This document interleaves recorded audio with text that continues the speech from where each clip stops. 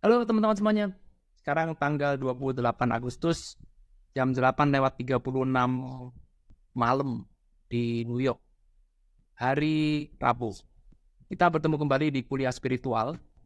Dan kali ini saya sudah nggak sabar lagi untuk membuat konten.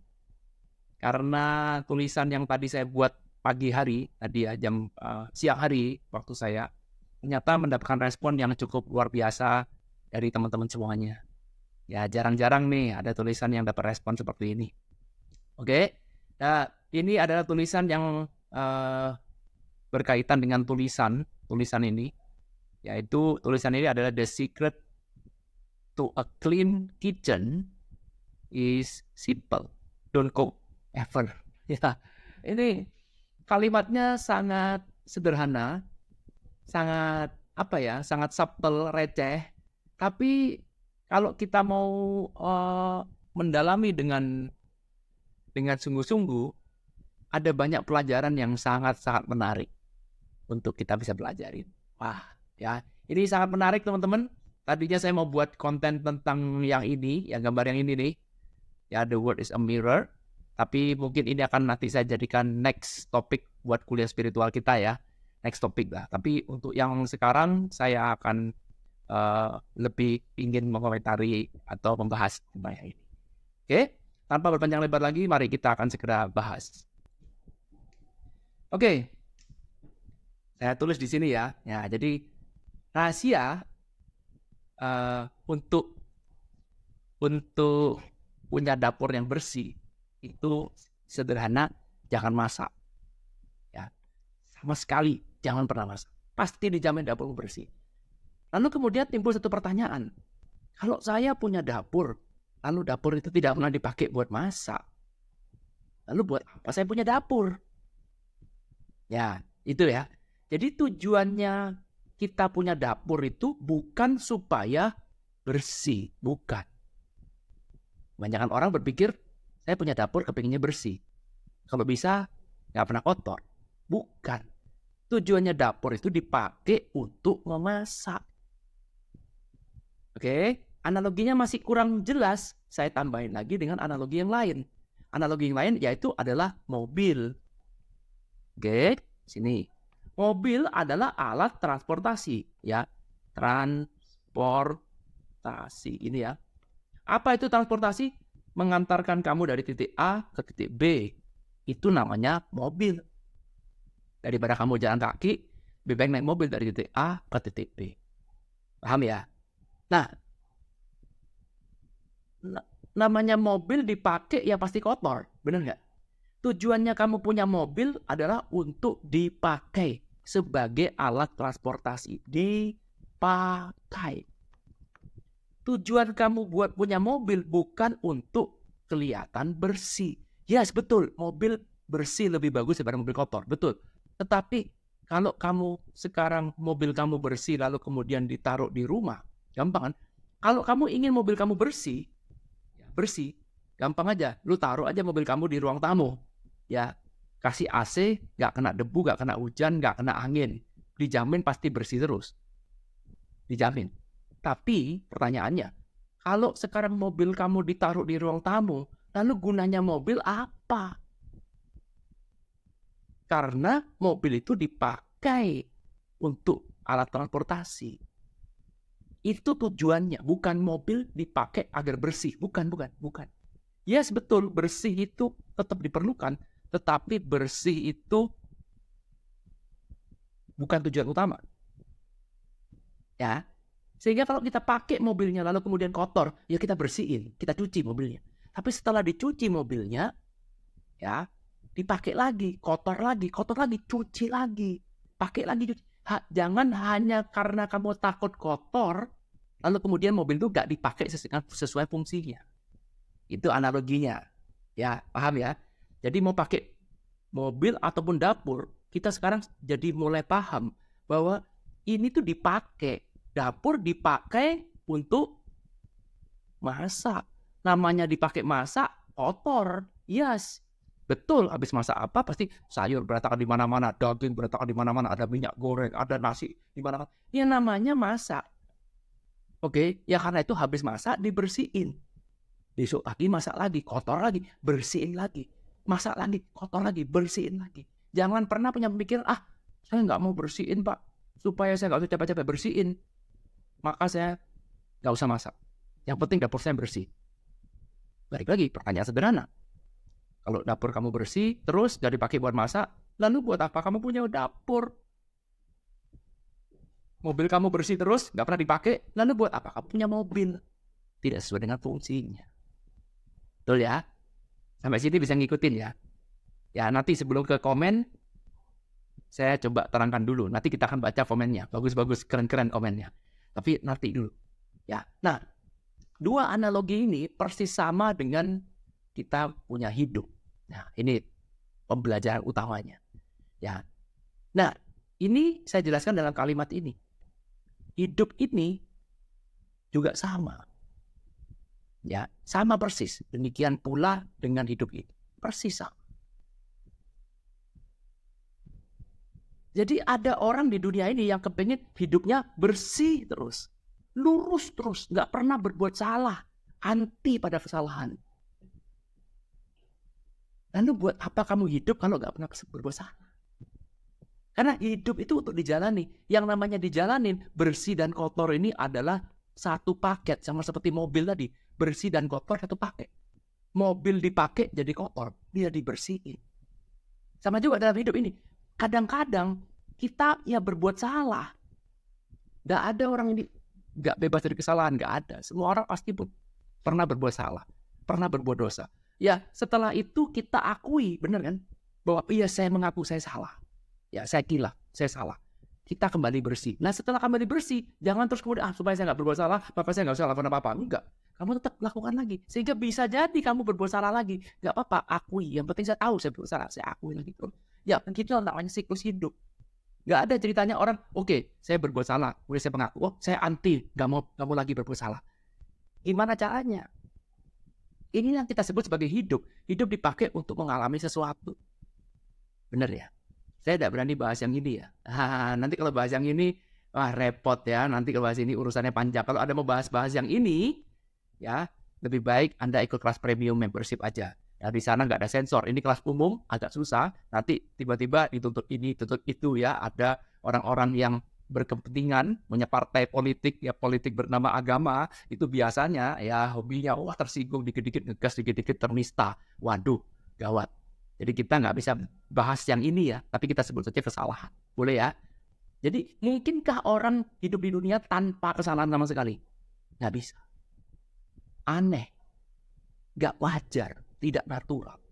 Sama seperti gini, saya punya mobil bersih terus. Ya pasti mobilmu cuma di showroom. Nggak pernah keluar. Tapi kalau mobil kamu di luar, ya sometimes kotor, sampai kena debu, kena panas, kena hujannya dilap. Ya dibersihin lagi, dilap, dibersihin. Kamu nggak akan pernah bertanya gini, sampai kapan Pak saya harus membersihkan mobil ini? Nggak ada itu orang punya mobil ngomong seperti itu, nggak ada. Itu pemikiran yang aneh. Oke? Ya namanya punya mobil ya dibersihin. Habis dibersihin kotor lagi, biasa. Ya saya bersihin lagi. Bersihin kotor lagi, ya saya bersihin lagi. Begitu terus. Ini sama persis dengan pernyataan seperti ini. Pak, kita bicara tentang let go. Let it go, let go. Lalu kemudian orang begini, Pak, sampai kapan saya harus letting go, Pak? Waduh. Itu sama persis dengan omongan, Pak, saya sampai kapan nih punya mobil harus bersih-bersih mobil terus? Waduh. Iya kan?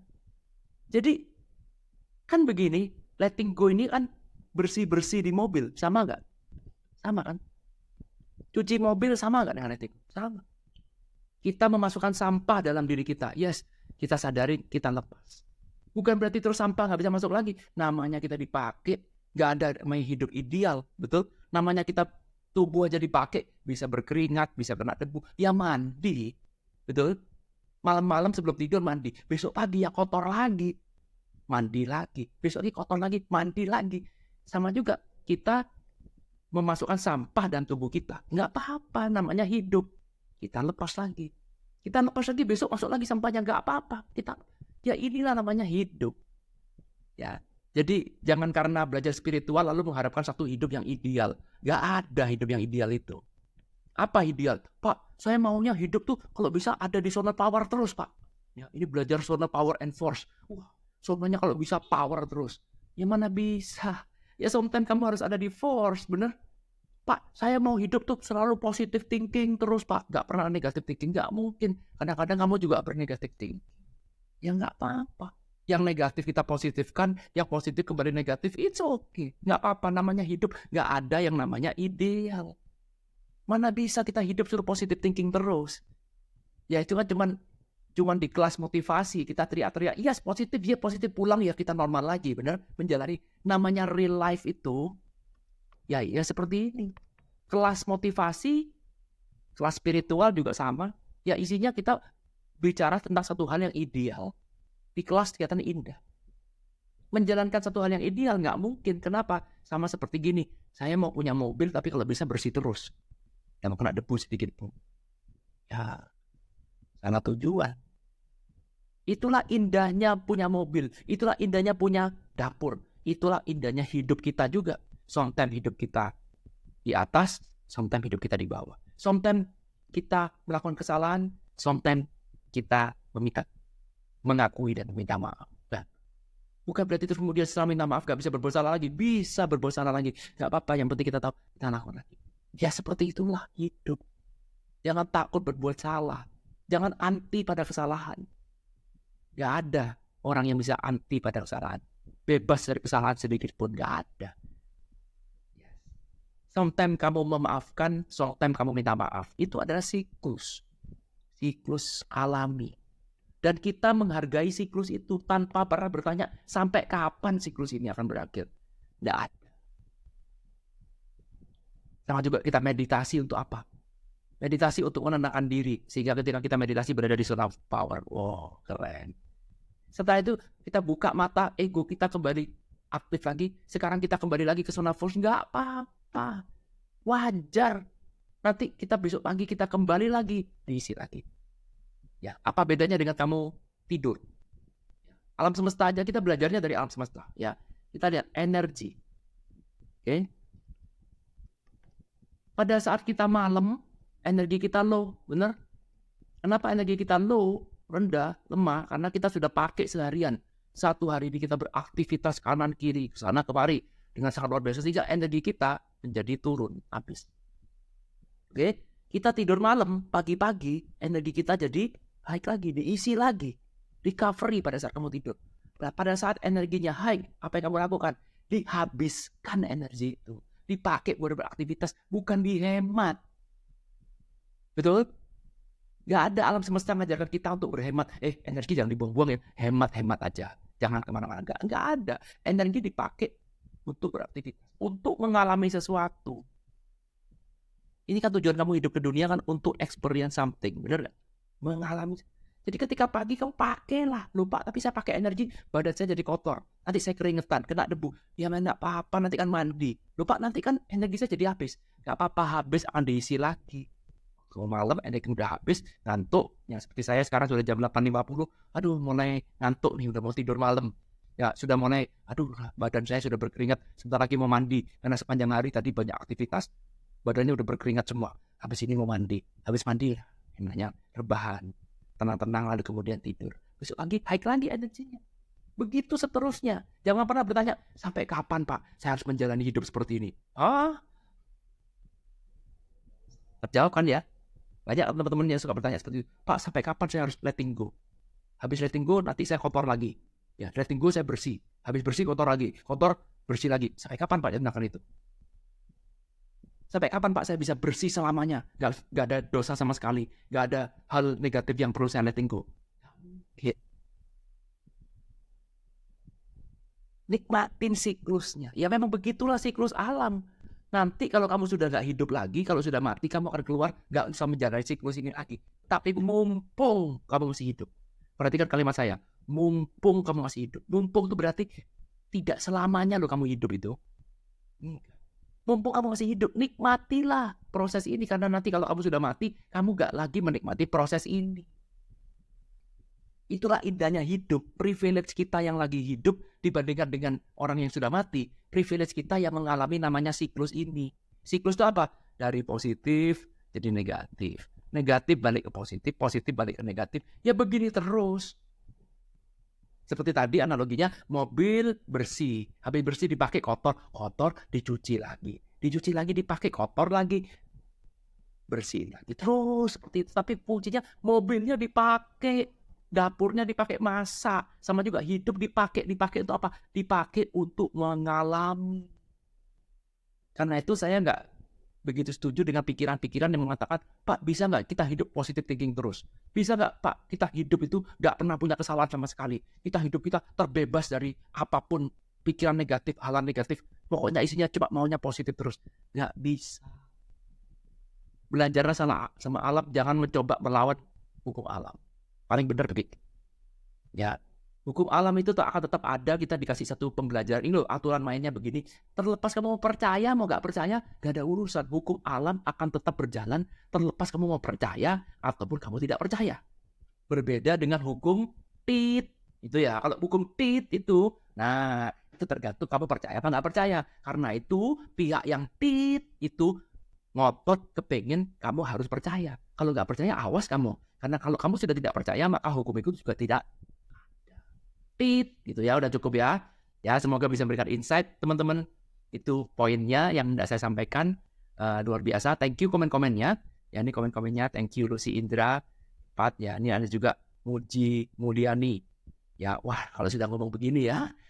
Ini sedang ngomong begini agak ngeri-ngeri nih ya. Soal ini, aduh, ya, makanya saya paling takut ya. Ya tolong buatkan versi kuliah spiritualnya, sudah saya buatkan ya. Sudah saya selip-selipkan sedikit, bahkan saya sensor titit gitu ya. Ya, ngerti-ngerti sedikit lah ya. Dan saya sudah ngomong ide yang bagus, tapi hati-hati kalau sudah mulai mepet-mepet yang namanya ini. Hai, banyak sensor, gak bisa vulgar. Kalau mau vulgar, tempatnya ikut kelas premium. Bagaimana caranya ikut kelas premium? Lihat di kolom deskripsi, Anda akan tahu cara masuk di kelas premium. Diskusi kita di sana bebas sensor karena bukan kelas umum. Nah gitu aja. Kalau kelas umum harus sopan. Ya. Oke, thank you. Yudi Artini, Topo Jet Kopas, silakan bebas. Lilan, terima kasih Pak, quote-nya bikin aku senyum-senyum sendiri. Dulu aku pernah kena psikosomatis. Wow. Nyambungnya dengan postingan ini. Kalau nggak ingin kena psikosomatis, yang otak jangan dipakai buat mikir hidup terus dalam mimpi orang lain. Ya, setuju ya. Jadi kalau misalkan kita sekarang punya problem psikologi, problem pikiran, apalah macam-macam, ya namanya otak kita dipakai. Ya enggak apa-apa, sometimes kena problem seperti mobil kita dipakai, ya kadang-kadang mogok, kadang-kadang rusak ini, rusak itu. Kalau ada kerusakan ya kita hadapin, tapi setelah itu diperbaiki, tetap kita pakai terus. Jangan hanya karena rusak satu kali lalu kemudian kita enggak mau rusak lagi. Ya sama. Contoh misalkan seperti stres. Nah, contoh seperti depresi misalkan. Siapa sih yang tidak mengalami ini? Semua orang yang mengalami. Kan nggak bisa solusinya gini. Ya, kita tahu nih semua penyakit datangnya dari pikiran. Kalau bisa ya jangan banyak pikiran. Gimana caranya? Nggak mungkin. Karena itu dibalancekan kan. Ya kalau kamu sekarang sudah terlalu banyak stres, ayo kita bahagia sejenak yuk. Ya cari bahagia yang sesederhana mungkin, bisa kok ya. Bisa kok. Nanti stres lagi. Ya nggak apa. Bahagia lagi. Stres lagi, bahagia lagi. It's okay. Ya, ini bagus sekali. Lalu kemudian terakhir adalah Soekarno Altro. Betul, thank you. Ini adalah komen-komen yang sampai sekarang terakhir ini yang saya baca. Terima kasih komennya teman-teman semuanya. Ini materi yang sangat bagus. Nanti mungkin pada saat nanti kita live kuliah spiritual, kita boleh bahas materi ini lagi. Ya, next. Kuliah spiritual nanti akan saya lanjutkan dengan mirror. Ini juga topik yang menarik, yang komen juga banyak. Nanti kita akan sambung di kuliah spiritual untuk topik selanjutnya. Terima kasih buat komen-komennya teman-teman. Kalau mau ikut kelas premium, bisa lihat di kelas deskripsi. Nanti bulan September ada kelas Trap Emotion. Kalau mau ikutan, silakan email saya. Emailnya pun juga sudah ada di kolom deskripsi. kelas.irwanhero@gmail.com. Thank you udah nonton video ini. Semoga bisa bermanfaat. Ketemu lagi nanti di kuliah spiritual selanjutnya. Thank you. I love you all. Bye.